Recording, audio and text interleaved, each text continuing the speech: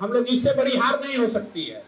लेकिन इतना संतोष तो है कि जन सुराज के वजह से कम 1 करोड़ से ज्यादा लोगों को 1100 रुपया पेंशन मिल रहा है। उन्होंने हमसे अच्छा किया, वो जीत गए, ठीक है, कोई बात नहीं है, लेकिन समाज का तो फायदा हुआ ही है। और राजनीति सिर्फ इसलिए नहीं है कि हम एमएलए बन जाएं, आप एमएलए बन जाएं और हम लूटने लगे।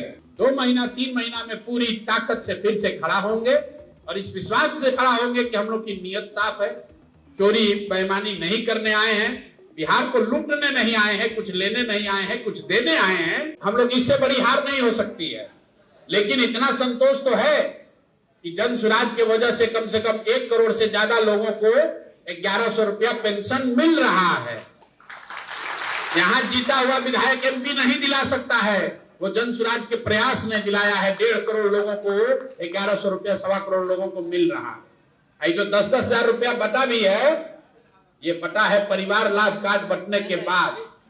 जब जन सुराज ने कहा कि ये व्यवस्था बनाई जा सकती है कि हर परिवार को 10,000 15,000 महीना मिलने लगे, उसके काट के तौर पर सरकार ने 10,000 रुपया बांटा है।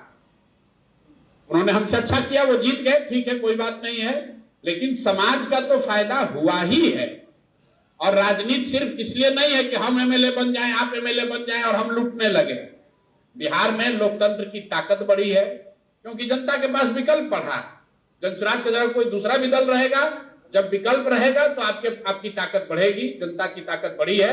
अब आगे हम लोग को अपनी स्थिति कैसे मजबूत करनी है कि 10,000 रुपए तो हम लोग दिलवा दिए, लेकिन अगर जन सुराज की व्यवस्था बनती तो शायद हर महीने उसको 10,000 की बात हो सकती थी। इस बात को नहीं समझा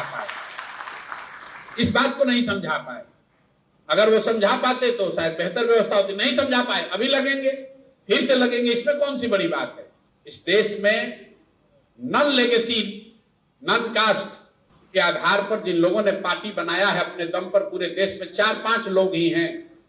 लालू जी ने पार्टी नहीं बनाई है, लालू जी ने राजनीति जनता दल से शुरू किया है, उस दल से आगे बढ़े, फिर उसको तोड़कर राजद बनाया है।